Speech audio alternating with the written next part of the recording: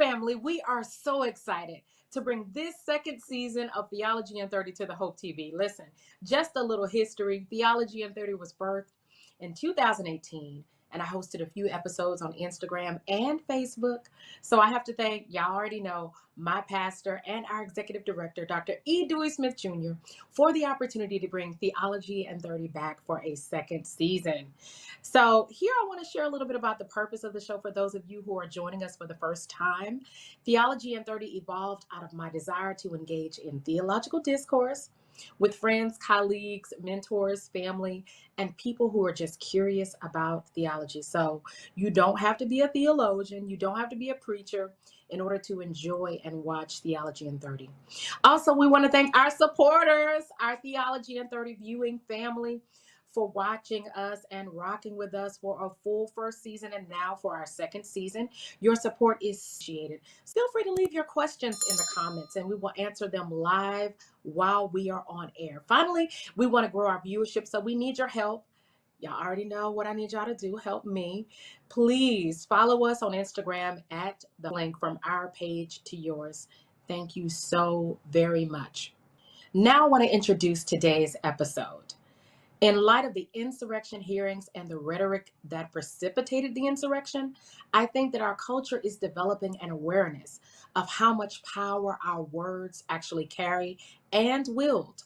So this week's Theology in 30 is designed to help us define and understand the power of sacred rhetoric, which is different from rhetoric proper, which we're all accustomed to. Sacred rhetoric shapes the world and society. It is rhetoric that is God honoring. And so our guest tonight is the Dr. Reginald Bell Jr. He's currently an assistant professor in the Department of Media, Journalism, and Film at Miami University in Oxford, Ohio, and he is an adjunct professor at New York Theological Seminary. Dr. Bell's insatiable quest for knowledge and high achievement developed in his hometown of Birmingham, Alabama, where he received the citywide distinction of Outstanding African American Student. He also received his Bachelor of Arts from Southern College, where he was bestowed the Excellence in Biblical Studies Award. Come on, y'all know we never disappoint on Theology in 30. He obtained his master's degree at University, Candler School of Theology, my alma mater, where he received the John Owen Smith Preaching Award. Finally, he earned a degree from the University of Memphis, where he was awarded the John Angus Campbell PhD Teaching Award. In addition, he's a practitioner. He served as an executive pastor, pastor of preaching and teaching, pastor of evangelism, pastor of singles, and pastor of youth and children at numerous churches in various denominations, ranging from 21 to over 6,000. He is the co-author of 600 plus illustrations for sermons and other speeches, which is scheduled to release in December. I'm a part of it, so definitely excited about his work. I need you, Theology in 30 fam, to put some love in the comments for tonight's guest or today's guest, Dr. Reginald Bell Jr. Say hello to everyone, Dr. Bell. Greetings, everyone. Thank you, Pastor Jen, for having me on the show tonight. Awesome. I'm just going to get right into it because I know you're busy. You got things to do. I want to start by asking you, when did you start preaching, and will you share your call narrative or your call story with us? Thank you for your gifts and everything.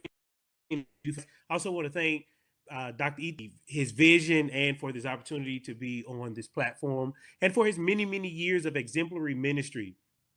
I officially acknowledged my call into the ministry in December of 2002.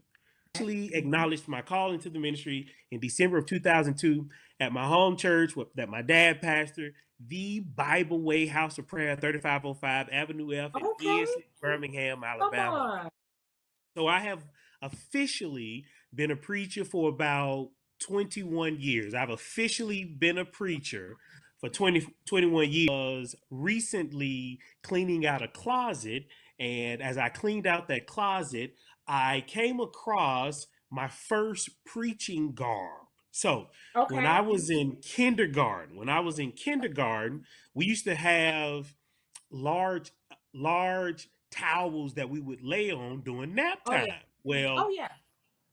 My my towel had a double function.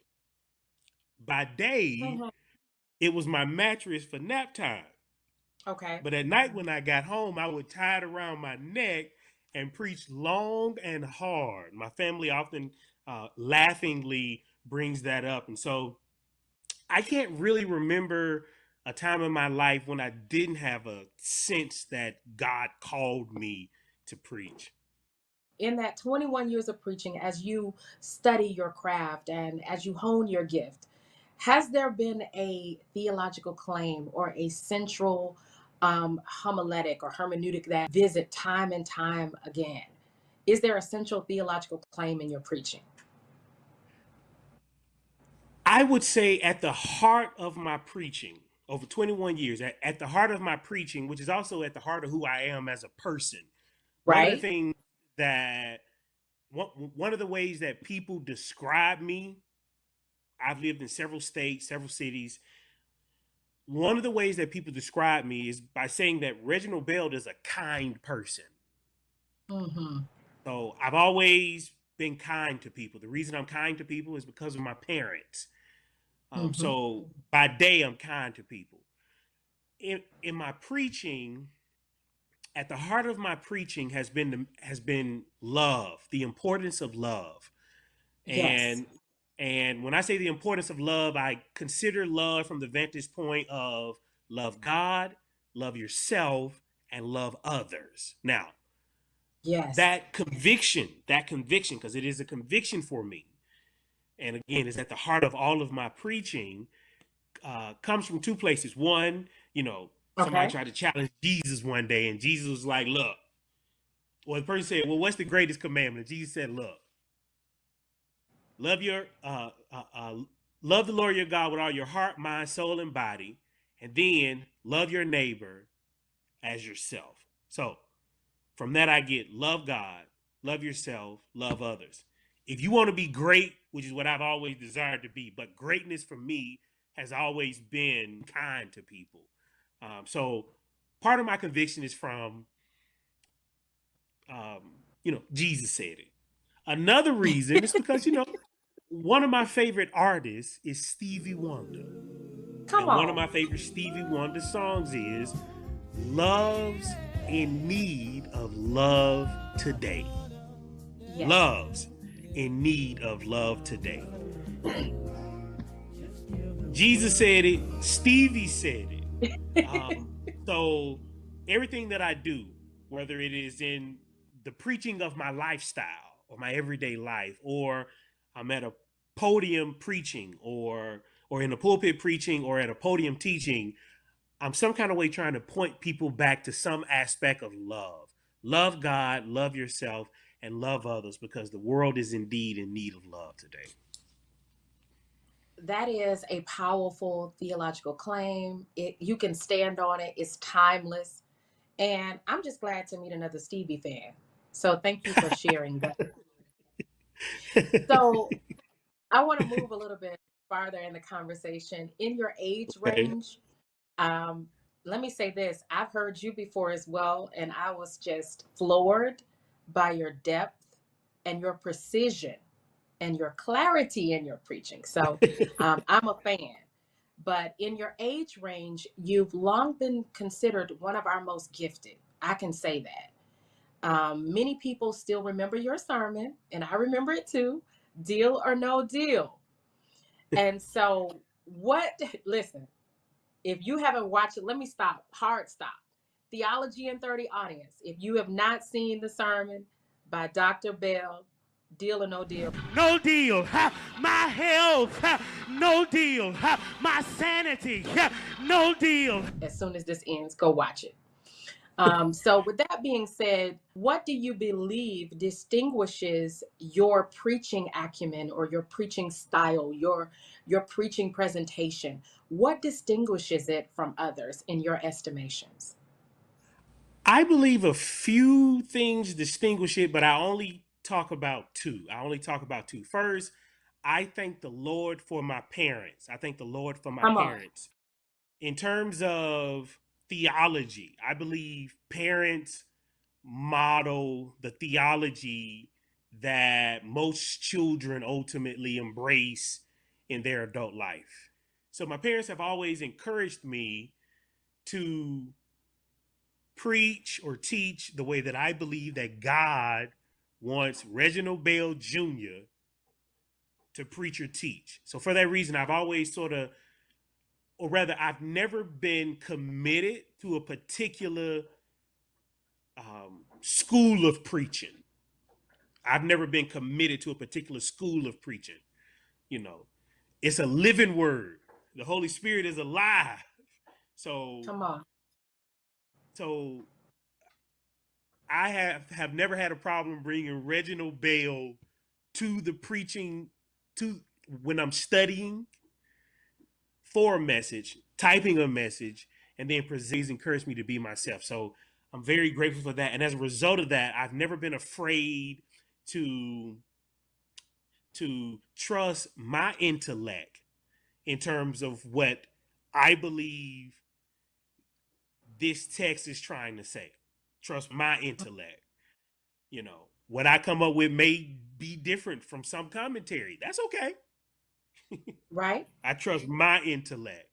But also, you know, in terms of sermon preparation, I've always been a little comfortable with, I have an eccentric personality and worldview. So, you know, put a little bit of that in there, because there are some other people who have eccentric personalities and worldviews. So, you know, I've always been a little comfortable with my personality coming out in my preaching, the way I learn. And also I've been comfortable with trying to engage cues from the culture. Yes. Culture is always Yes. speaking. Culture is always speaking. And so I've always attempted to and discern what is culture saying, and how can I take that, put it in a sermon, mix in my personality, mix in, you know, some people would probably call it the authorial intent of the author. I'm not as dogmatic in the definition or the approach as some people are, but I try to, Yes. again, I trust my intellect and what I believe God is saying. So that's one. I thank the Lord for my parents. A second reason is because I've always been very intentional about honing my oratorical skills, and Yes. also expanding my concept of the craft.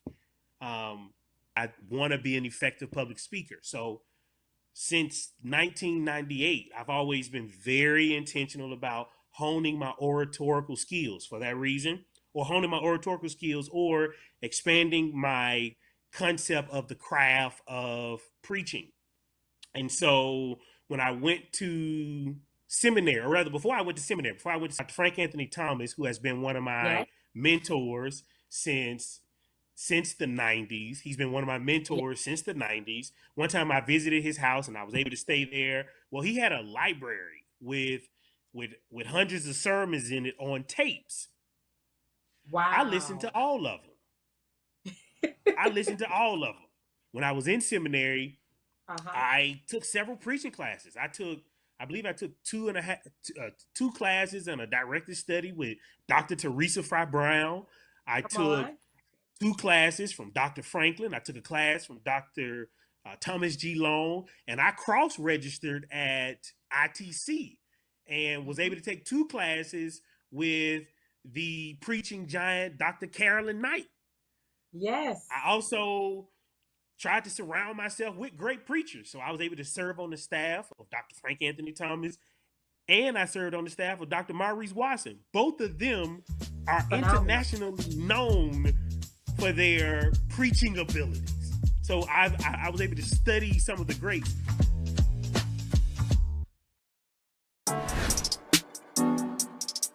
Is love transactional? What is it? It's so good when you loving somebody and you back. You know, you want that and somebody loves you back part. What is love? I feel like we just opened up the Miseducation of Lauryn Hill.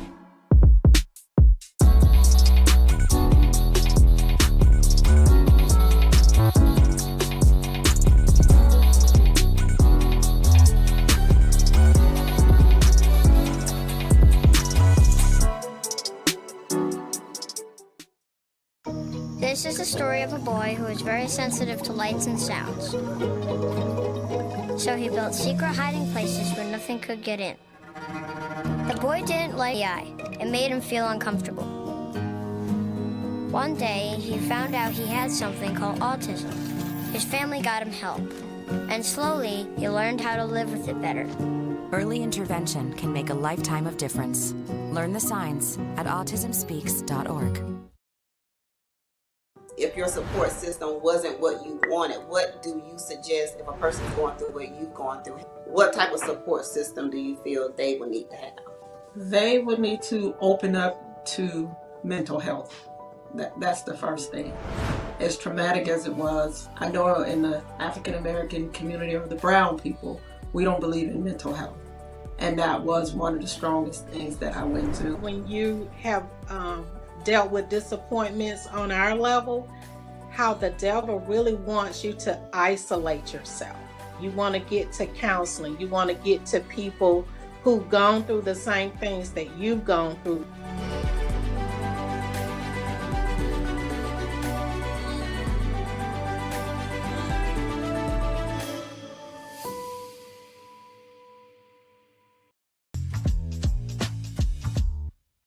You obtained a PhD in the field of communication with an emphasis on rhetoric. And the audience knows you know this as well. I'm currently in a PhD program that emphasizes the importance of both homiletics and rhetoric. I have homiletics in one hand and rhetoric in the other. And so we know that many preachers focus on theological studies and homiletics, but when you have rhetoric as a conversation partner in your scholarship as a preacher, it presents a different conversation. So I'm going to ask you, because I didn't know that. So how did you know communications theory? It was a practical decision. Dr. Frank Anthony Thomas, who is the chair of your program. That's correct. And we honor the work, and we honor his work, and we honor his vision. He has been one of my mentors since the 90s. So that's why I'm so awesome, because I have awesome mentors. It was a practical decision. Dr. Frank Anthony Thomas, he was one of the people that told me to pursue PhD level work. He encouraged me to do it because, again, I was at his house. I listened to hundreds of tapes. So that's what it means really to be a scholar. You ask questions.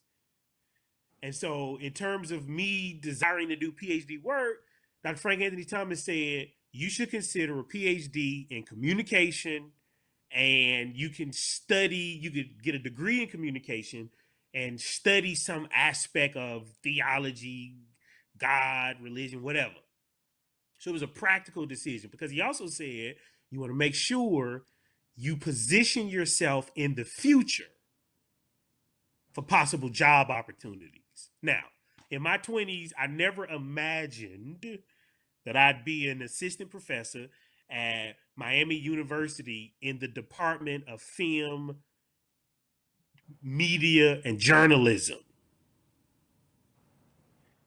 But because I made a practical decision in my 20s, it opened that door. So, anybody who's listening today, if you're thinking about going to school, think of the practical aspect of it. How might I, if I need to, how can I make money off of this? It needs to be a practical decision. So that's one thing. But also, again, I'm very inquisitive and I'm very curious. And so my curiosity, I had a curiosity with Joel Osteen's dissertation was about. Joel Osteen. Okay. I studied the rhetoric of Joel Osteen since the 90s. When I was just introduced to him in the 90s, I always wondered, why does millions of people follow this guy?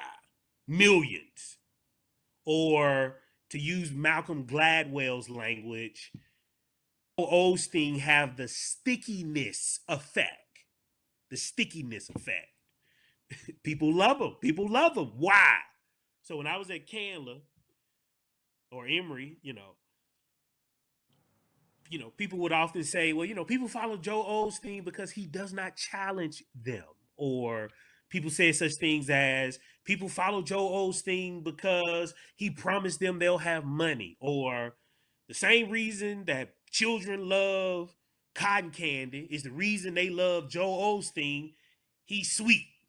Education program at the University of Memphis and studying rhetoric, it provided me with the tools to critically engage Joel Osteen's audience construction, and it provided me with, evidence-based information that I can use to talk about why people are fascinated by Joel Osteen, and also why we shouldn't, judge people.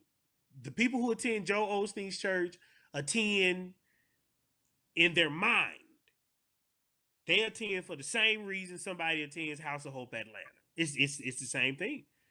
There's something, but it's something in their mind or something in their makeup that makes them believe being in this moment places me at the feet of God. Wow. And so Wow. rhetorical, studying the rhetoric of Joel Osteen equipped me with the language and to be able to talk about why millions of people decide to make him their pastor.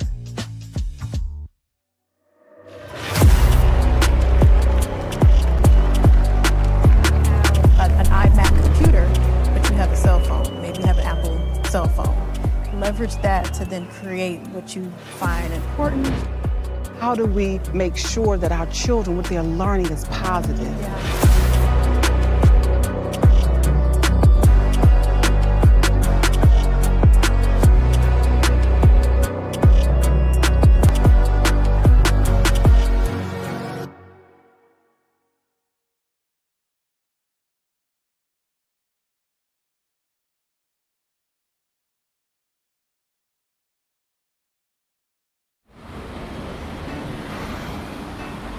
Hey, let's check out this park.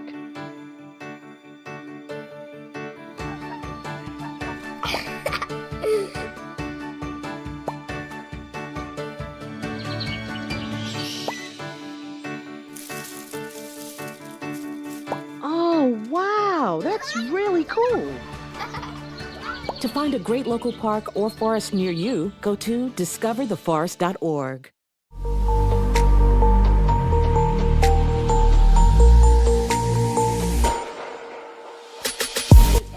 About Money Matters 101 for the young adults, the young professionals, the young entrepreneurs. And I'd just like for you to share a little bit more about money. Here to people who already have money, my opinion, okay? Already have money. This is assuming we are starting from scratch.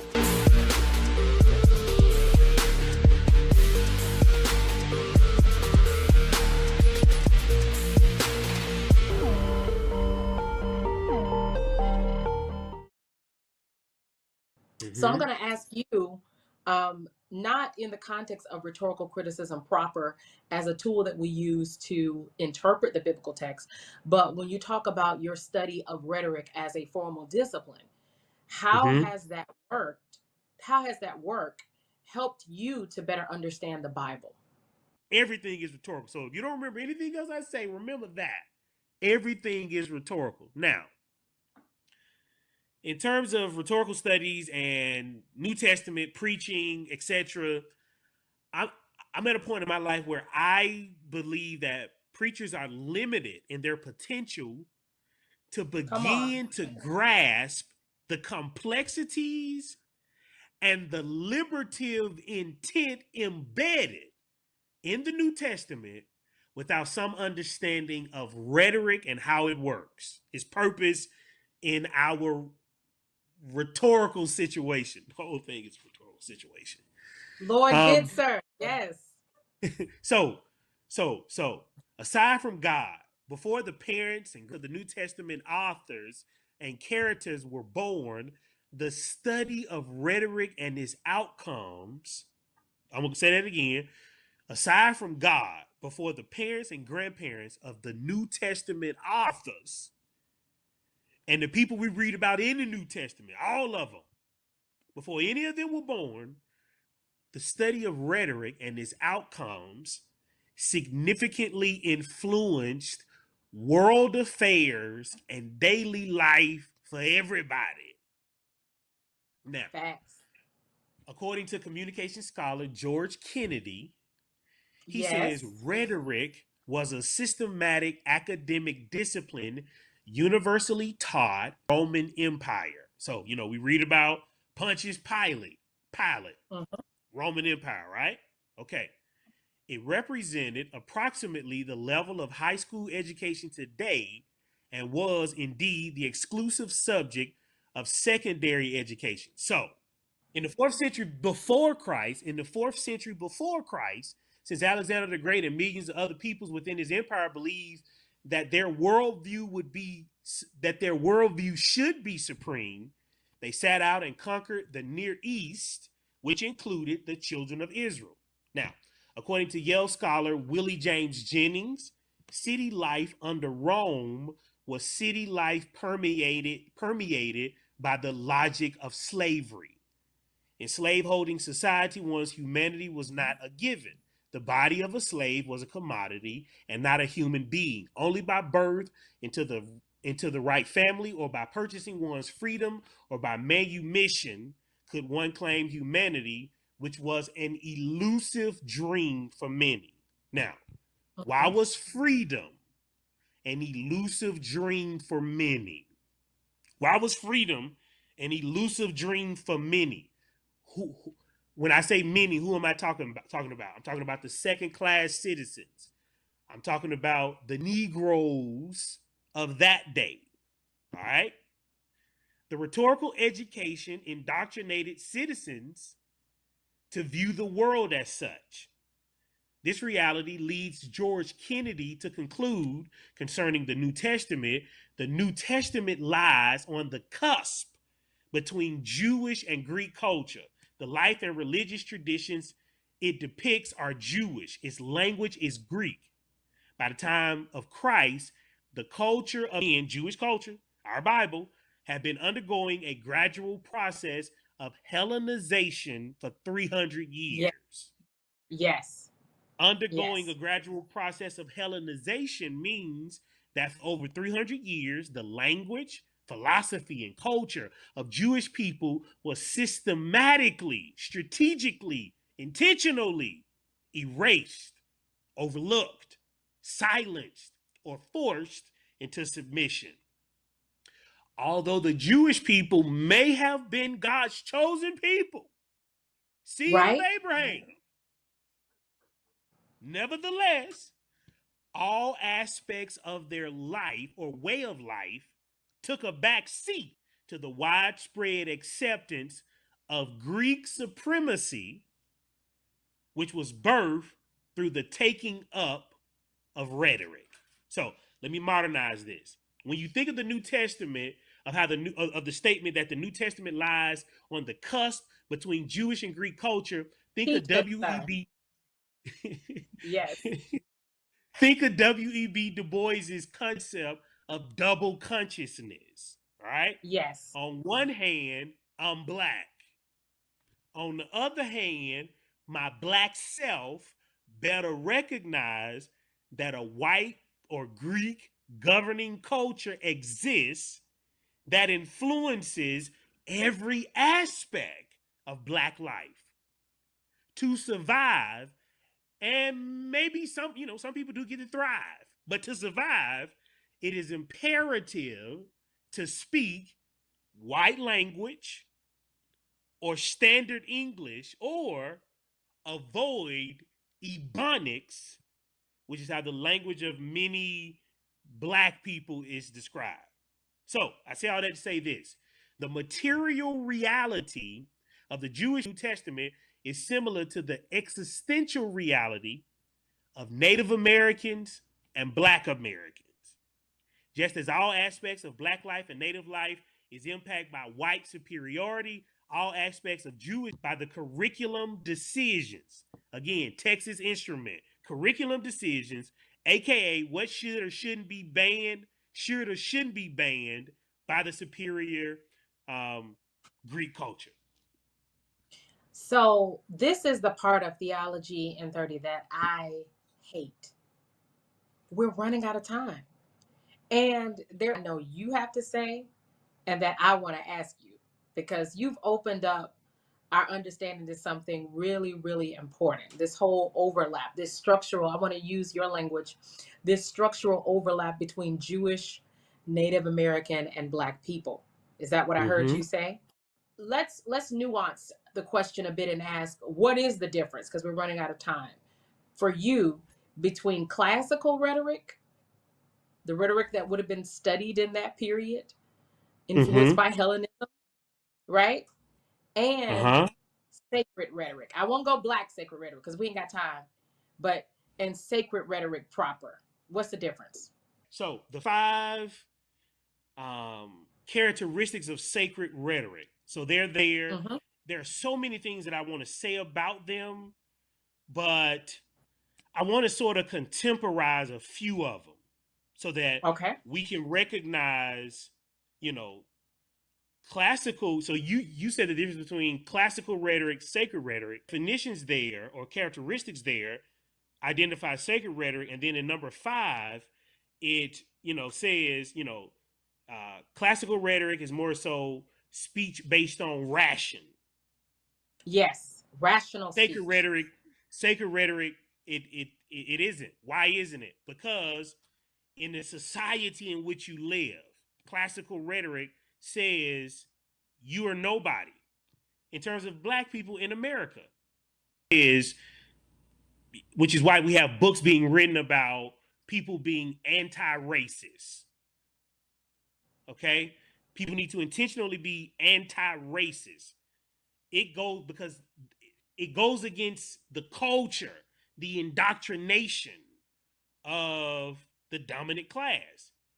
As you think about how your rhetoric, sacred rhetoric, in today's era, I want you to consider this. So, number 3 talks about they are imagistic and metaphorical. Isn't that what Jesus did? The same thing Jesus did. The kingdom of somebody in the kitchen cooking bread.